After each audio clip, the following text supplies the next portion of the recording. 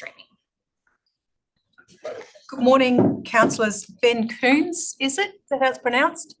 It's Ben Kunza. Kunza, thank you. And good morning, Councillor Shen Jet Seacon Gill. Is that how I pronounced it? Yep. Thank you. Good morning to both of you. Good morning. Morning. Ready to go when you are. The officers online. Yes.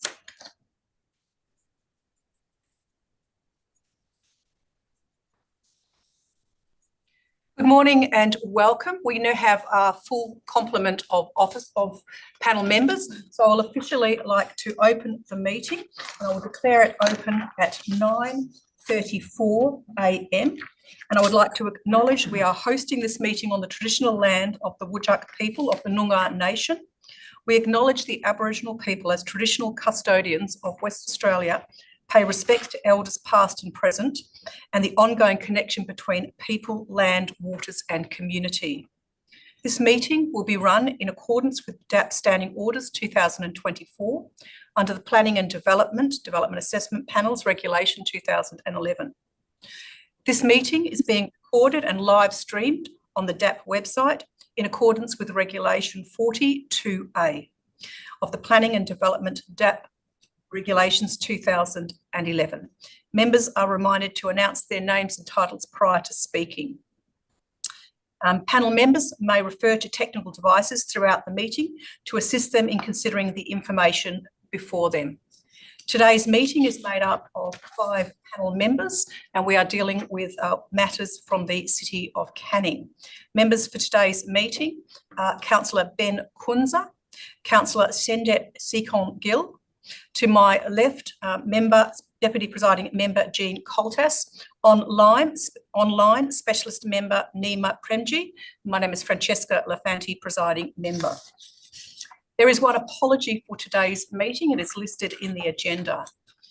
There are no members on leave of absence and the minutes for this DAP, as with other DAP meetings, will be available on the DAP website. We are now moving to part B, dealing with the item in relation to the City of Canning. Members, can I have a show of hands that you have duly considered all matters in relation to part B? That is unanimous for the minute taker.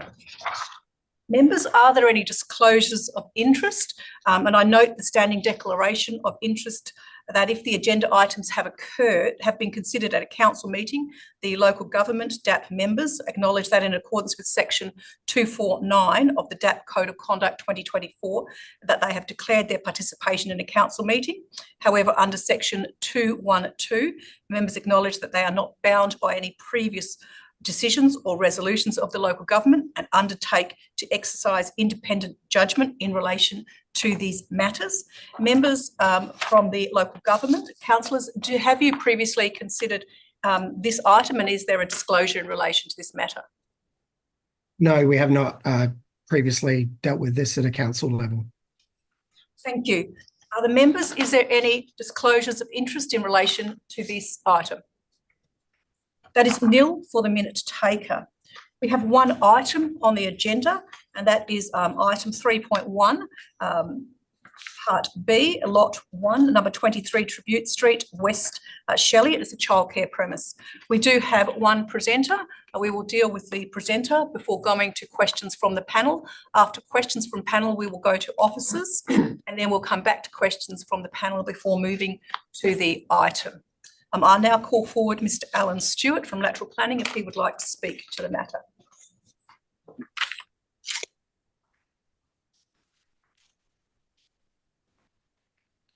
Thank you very much. Good morning, presiding member and members. I think I can be reasonably brief this morning, but I did just want to focus on one or two things about this proposal, in particular the context of this site, because I think that's important for childcare users. This is a really well-positioned site for a childcare centre. It's adjacent to a primary school and a local centre. It's on a local distributor road, and it's also situated on a corner, which is very important for these type of uses, with only one boundary abutting a residential property. which makes it much easier to deal with impacts from our perspective. And it's zone mixed use. So it's a really nice transitional site between the residential area and the local centre for a childcare centre. The design has been through the city's design review panel. We had a really good level of endorsement from the panel, and we subsequently made a number of design adjustments to address some of the key concerns. And that's all in the REI. We also made a few other changes to the car park towards the end of the process to appease the city's technical services team. We added a car bay and a turning bay, some wheel stops, and a few other things to the car park just to improve its operation and efficiency. So we have 18 car bays for this centre, including one ACROD bay. You've heard from me before in relation to childcare centres. The approach we've taken is very similar to previous ones in terms of how we manage the number of car bays that's needed. Marina Clayweg is here, and she has some really good data that deals with, just how many customer drop-offs each car bay can handle. We've been very conservative, as we always are, with our estimates in terms of making sure there's enough car parking on this site to meet demand. So we have 18 car bays for an 85-place centre. That's 4.7 places per car bay, done my maths right, which is a little bit more generous than what the department's guidance is for childcare centres at 1 per 5. So the basic approach is once the customers have done their drop-offs and pickups, those car bays get very little use during the day, so they become extra bays for staff and end goals, a bit like a normal reciprocal parking arrangement. So for those reasons, the shortfall of 5.5 bays, we think we can be very comfortable with in terms of exercising discretion in that regard. Marina has obviously prepared a traffic impact statement that included modelling of the surrounding road network and queues to and from the school. And she's here if you have any questions in relation to traffic impact. Overall, we're very happy with the officer's recommendation. I did note in my deputation, there's one very minor tweak you might want to make to condition 4, item C. It referred to the outdoor play areas not be used after 6:30 p.m. We had actually said 6 p.m. in our operational management plan, which is a fairly consistent approach we take. I don't think the city officers are too concerned, speaking to them yesterday, but just highlighting that if you do feel a change is needed. So that's condition 4, item C. So yeah, that's it. We look forward to your support this morning. And as you know, the architect and also the operator is here as well if you have questions. Thank you. Members, we will go to questions from panel. Are there any questions from panel to this presenter? For me. Yes, we are going to Councillor Ben Kunze. Thank you, Chair. Look, through you, look, based on the data in the report, page 12 of the transport impact statement, which averages the arrival and departure times with a 95% attendance. You've modelled that 85% of the children will arrive before 9:30 a.m, which is 72 children. My understanding is this would require 12 educators to meet the childcare ratios. You've got in your modelling, you've got 11 educators and 1 centre manager at that time. Would you be meeting your ratios under that modelling? Yes, thank you, Councillor, for the question. Yes, we do. You're correct. In the traffic report, it talks about the peak times of customer arrivals and departures. I think it's 7:30 to 8:30 a.m. is the peak time, and I think it's 42%, Marina, of customers are expected to arrive. So we based on the modelling of when various customers arrive, we then also have to look at the staff levels throughout that time. Now, obviously, we can't predict exactly the age of each child who's turning up, if it's all the babies or the older ones. But even if you assume an even distribution across those age groups, we've made sure that the number of staff that is there, it meets the regulations, and also that it does not exceed the number of car bays we need. In the operational management plan, and I think there's an extract in the RER pages 14 to 15, that's where we explain the expected number of customer arrivals and drop-offs and the staff roster, which is in there as well. So we're very comfortable that there's enough car bays on site based on the data for arrival departure times and on our staff roster. And I will reiterate, our estimates are very conservative. We're assuming pretty much full occupancy. Every single child being driven to the premises, even if they've got a sibling there, they come in a separate car, is our assumption. And all the staff as well driving. I mean, that's just not what happens in reality. But that's the approach we've taken to make sure the modelling works for this centre. Thank you. Just to follow up, would you not need? So my understanding is you need 12 educators on site for the 72 children, which you've based will arrive by 9:30 as a minimum, regardless of what mix of 0 to 2 to 3 or 3 to 5. But you've got 11 and a centre manager. Right. We have modelled 12 staff from 8:30 starting at 8:30.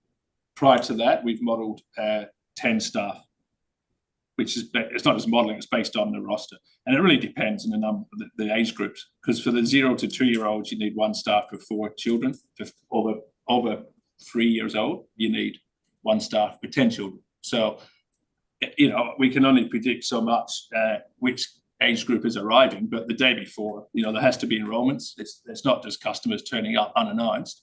So every day the operator knows exactly which children are enrolled on each day.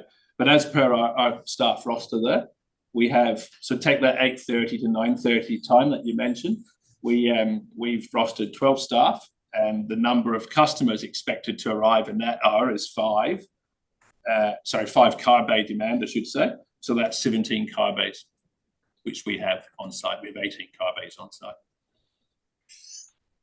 Thank you. Are there any further questions at this juncture? Yes, Councillor Ben Kunza. I know you've not got the cook arriving till after 9:30.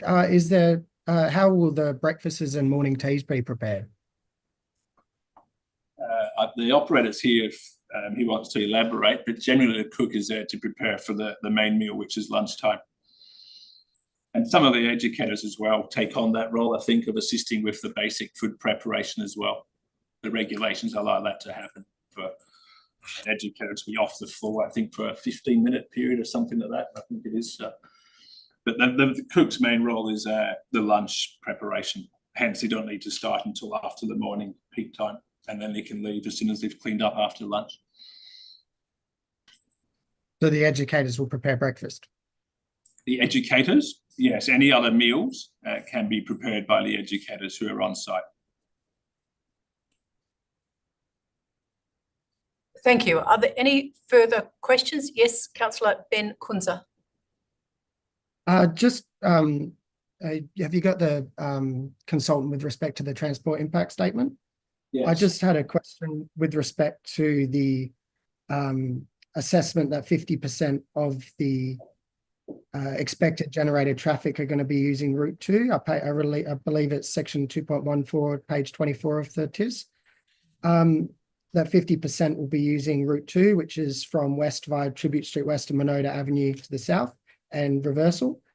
There's no data provided in the report on that route with respect to vehicle movements. The conclusion of the report is that based on vehicle movements on Tribute Street West and Monota Avenue, that it can take the expected traffic. However, there's no data provided in the report on this section. How can you make that conclusion? Tribute Street. Let me have a look.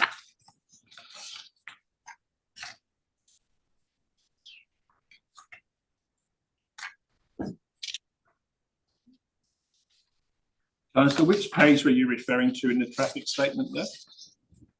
So on page 24 of the transport impact statement, section 2.14, it outlines the traffic flow distribution. Okay. You've got 50% of the traffic flow going by Route 2, which is west via Tribute Street West and Monota Avenue into the subject development site in reverse. However, there's no data actually on these sections of road. The traffic counts used in the report are north of Monota Avenue, the northern part of Monota Avenue, north of Tribute Street West, and east of Monota Avenue on Tribute Street West. The conclusion with respect to 1,300 vehicles per day and 500 vehicles per day don't actually include the volume of traffic on this route. Okay, so we have 1,300 vehicles east of the intersection with Maroda Avenue. So Tribute Street West is a local distributor classified by main roads, and its nominal capacity is 6,000 vehicles per day on either side. Given that we actually surveyed the roundabout, majority of the traffic on Tribute Street West is actually through traffic. So it is, if we have 1,300 on one side, it is highly unlikely that there will be another 3,500 more on the other side, exceeding the nominated capacity by main roads.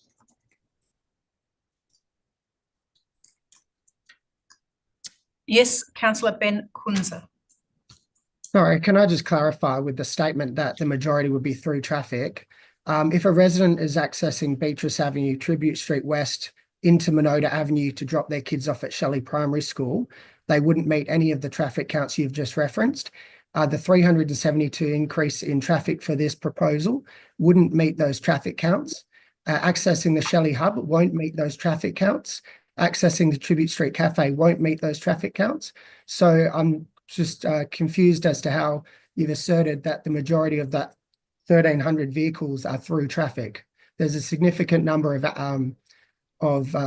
stakeholders along Tribute Street West of Minoda Avenue, including Shelley Primary School, that haven't been factored. You've got 50% of the traffic using that route for this proposal, but it's not got any data behind it.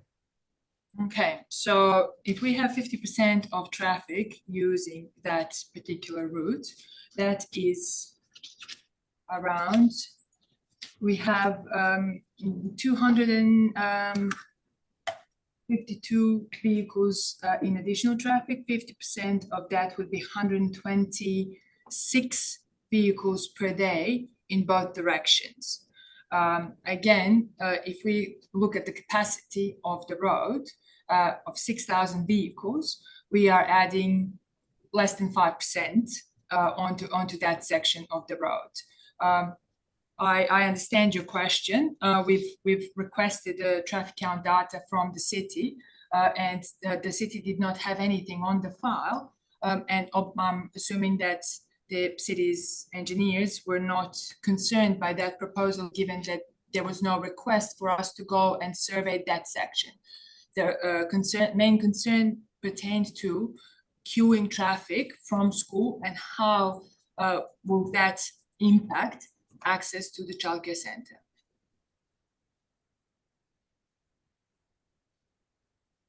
So just to clarify, the number of vehicles in peak hour accessing via Tribute Street West of Minota Avenue wasn't relevant in assessing the queuing, even though it's supposed to take 50% of the increase in volume. The queuing was assessed. The traffic data, the counters were not set up because there was no request for it. And yes, I don't believe that it is a deal-breaking issue, let's put it like that, given that less than, as I said, we're adding less than 5% of daily capacity to that section of the road. Obviously, it did not raise any concerns. But you don't know how many cars use that western portion? At this stage, no, I don't. Sorry, I've finished there, but I would have thought that would be relevant information in a transport impact statement, the number of vehicles using the roads. Thank you. Is there any further questions at this juncture? If there are no further questions, panel members, you can come back to questions at a later point. We will move to officers from the city. We have listed here as Simon Peters, is that correct? My name is Austin Donaghy. Welcome, Austin. Would you like to provide comments on this proposal? And you may also provide any comments in response to any of the matters that have been raised to date in this meeting, either by the applicant or other panel members. Thank you, Chair.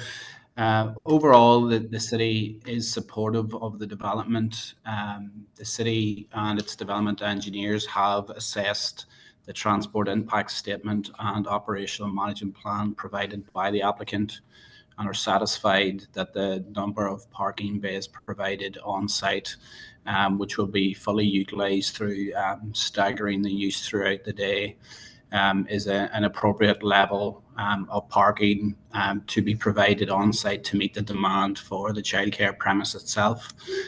With regards to, I suppose, the use of Tribute Street West and Montana Avenue, the city does acknowledge that at school peak hour time, which is 8:30 to 8:45, there is issues around the queuing of traffic into the pick-up and drop-off area of Shelley Primary School.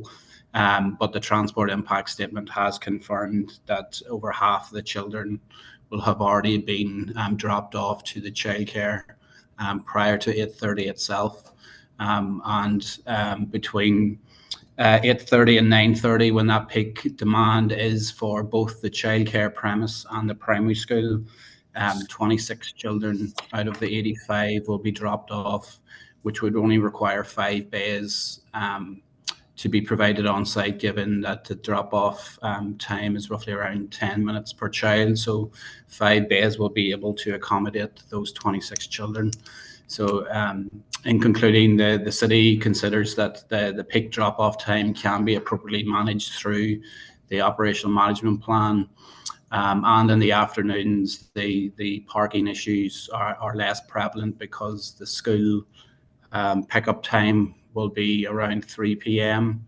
And the childcare premise itself, its peak demand will obviously be after that 4 p.m. period up to 6 p.m. So the city considers it to be an appropriate location within a mixed-use centre, adjacent to a primary school and adjacent to an adjoining local centre. So linked trips can occur. Future parents will be able to drop off both kids at the primary school and childcare premise.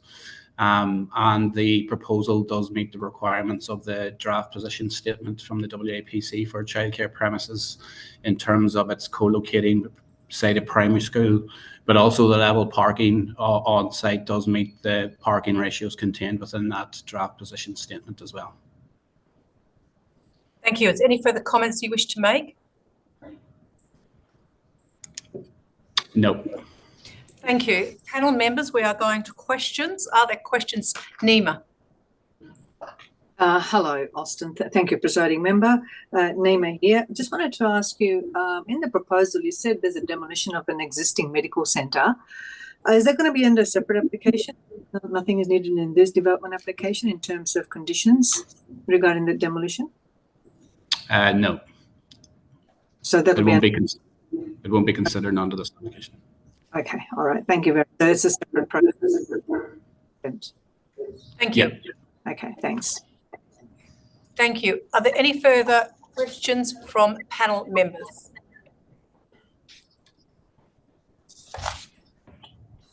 Yes, we are going to Councillor Shenjet Sikon Gill. Thank you. There's been a number of concerns raised by local residents, in particular with regards to traffic, just following on from what Ben Kunza has mentioned earlier. What mechanisms are in place for ongoing monitoring of traffic and parking in the area, given there's only one entry and exit to the childcare centre and Shelley Primary School during peak hours? Yeah. Hi, it's Troy Bosich here through the chair. Look, the city will continue to monitor traffic around the school, childcare centre, shopping centre, as well as the cafe, like we do with all of the schools. We do know that some areas to the rear of the school, where there is a city-owned car park, that that parents are not using that area to drop people off.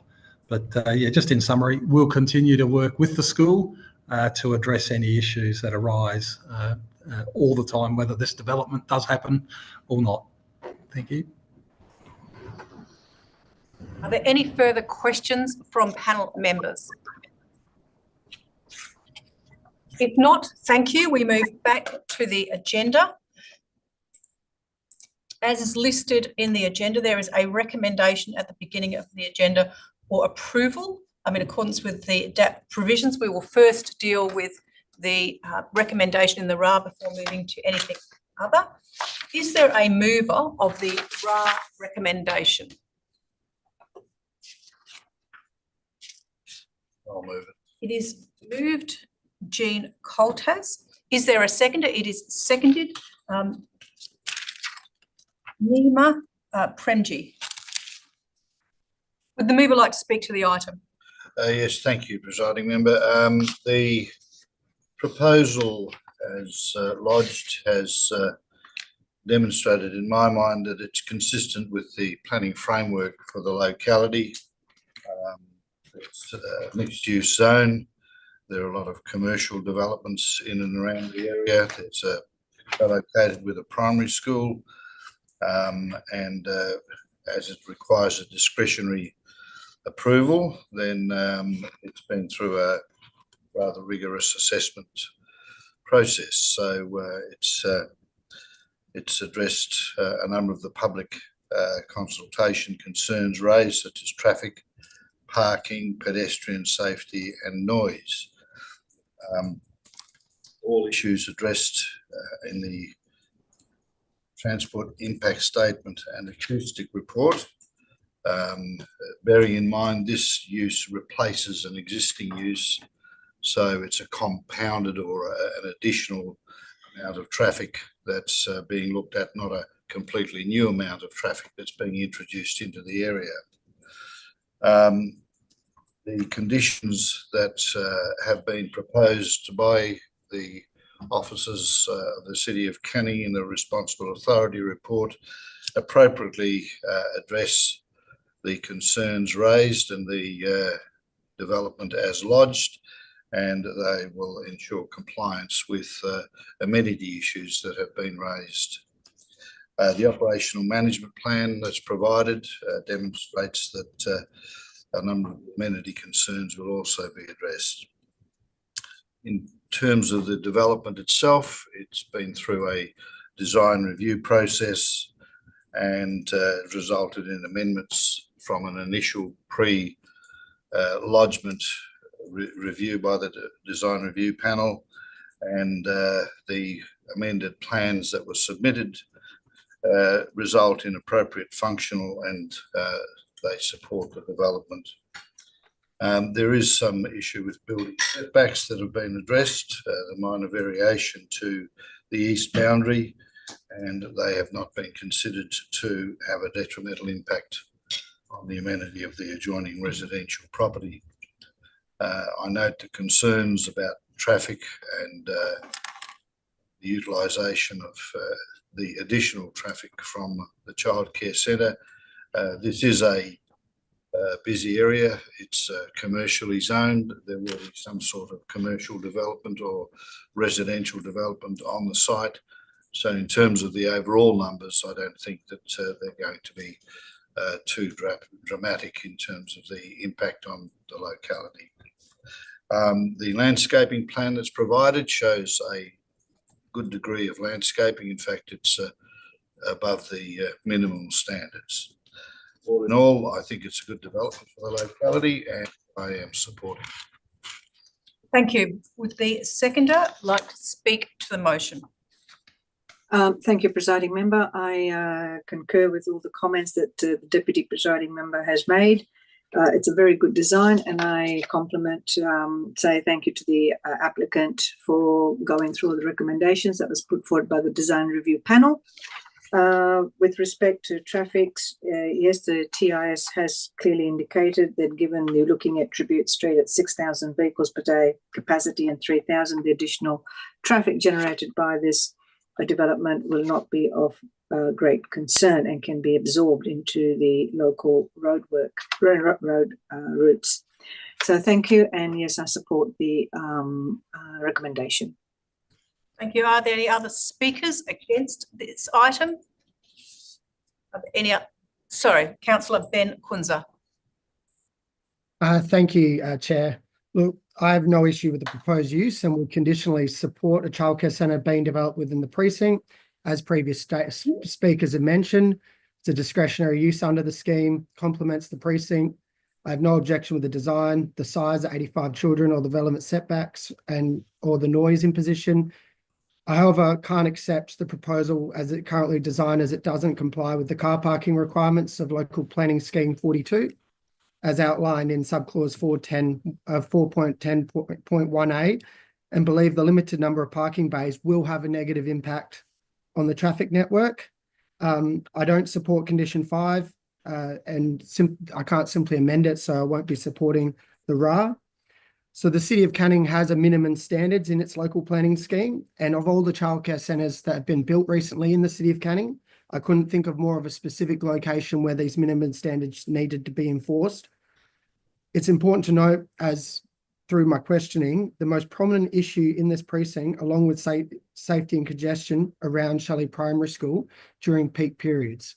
This is due to both the Shelley Primary School and the Tribute Cafe, which is adjacent to the proposed development.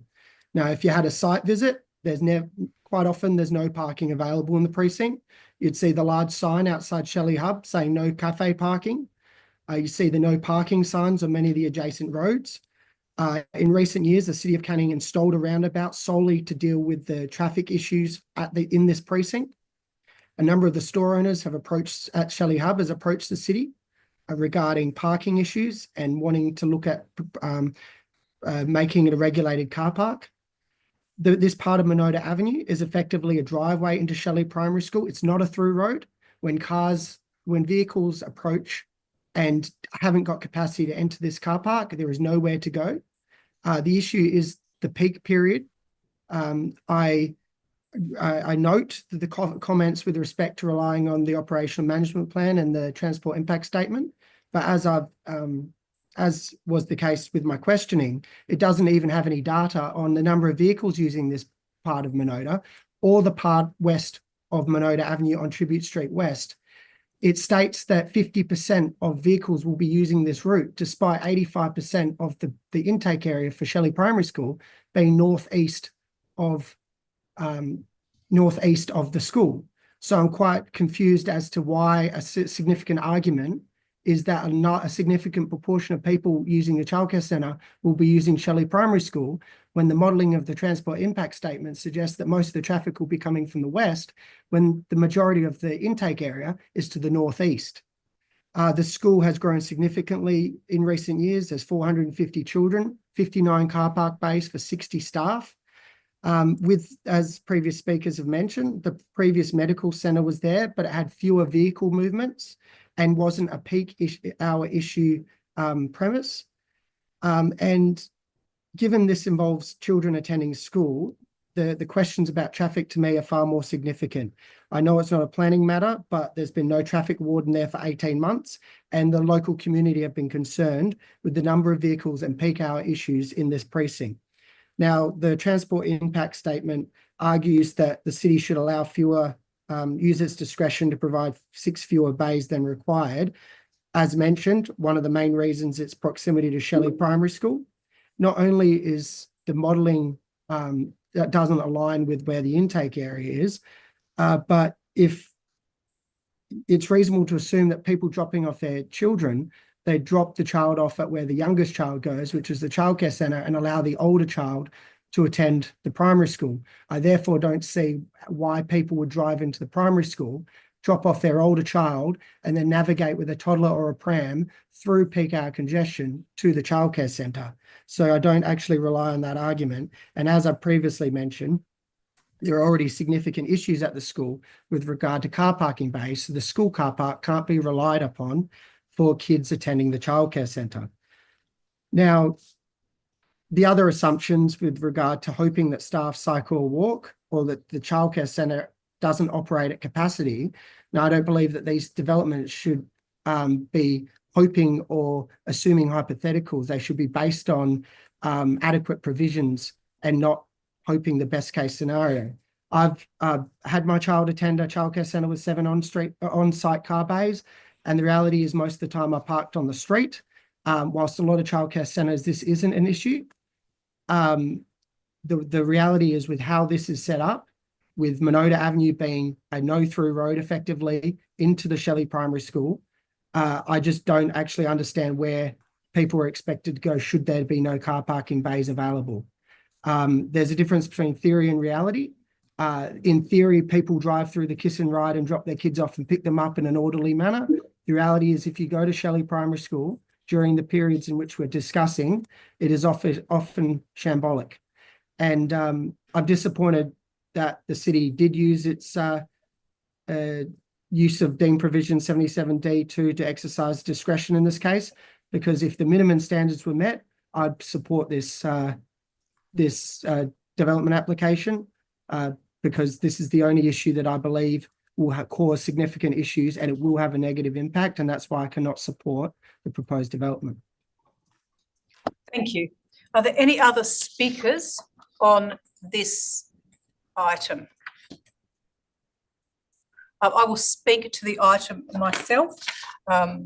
I have considered the proposal that we have in front of us, including all of the material that has been provided as part of the application, as well as the RA comments. I'm comfortable that the design is appropriate in its context. As has already been mentioned, I note that there is an existing use, the non-residential use of the site that has been replaced by the childcare facility, and I'm comfortable that the measures in terms of impacts on the adjoining residential property relating to noise, etc., are appropriately addressed through the information provided on the OMP and the fencing, particularly in relation to outdoor play area restrictions and fencing. And I note the comments provided by the officers in relation to those matters. In terms of the variations, I am comfortable that in particular the variation to setback, there's a minor variation there which doesn't impact or result in loss of privacy, and those are comments contained within the RA, and I'm comfortable that that minor variation on setback is appropriate in the context of this site. Turning to the issue of parking and traffic, I note the concerns that have been raised at today's meeting. However, I am comfortable on the exercise of discretion and that it's appropriate in this regard in this site context. I note the information relating to the sites, and I'm also aware of the peak periods identified and the comments from city officers in relation to both peak period movements and how they relate to both the school and to the childcare. I am familiar that there are peak periods and that it levels out through the day. I note that the information that we've been provided and the comments from city officers, particularly in road capacity, and comfortable that whilst there will be a level of congestion, it is not sufficient enough to warrant a refusal for this site in this context and this location, and that given the capacity of the road and the movement in those peak periods, and particularly in conversation that we've had, that peak periods differ both in the morning and in the evening. The peak period has some correlation or more correlation to the school than in the afternoon. And from my perspective, I'm comfortable that the proposal is appropriate and that the discretion of the variation being requested is satisfactory in this location and will provide for an appropriate development.